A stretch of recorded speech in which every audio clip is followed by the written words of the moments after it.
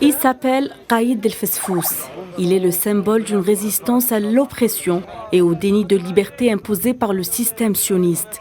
Le détenu palestinien a entamé une grève ouverte de la faim depuis 33 jours pour protester contre sa détention administrative. Cette privation de nourriture a entraîné une détérioration significative de son état de santé. Sa vie est désormais menacée.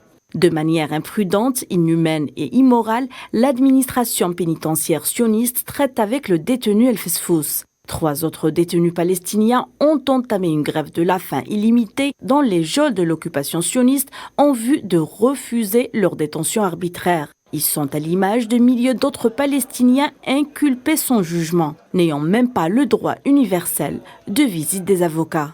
Pire encore, le ministre extrémiste sioniste Itamar Ben-Gvir a réduit le droit de visite aux prisonniers à 1 fois tous les 2 mois seulement.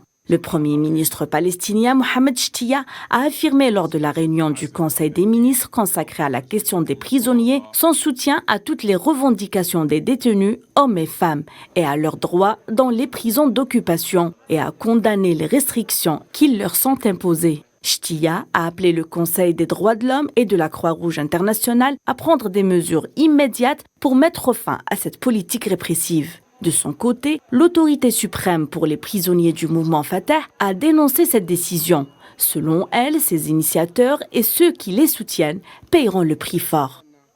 Comme si les tortures atroces des prisonniers palestiniens de la part de la horde sauvage sioniste ne suffisaient pas. Les forces d'occupation ont une nouvelle fois pris d'assaut le camp de Jenin, accompagnés de bulldozers et appuyés par des avions militaires volant à basse altitude.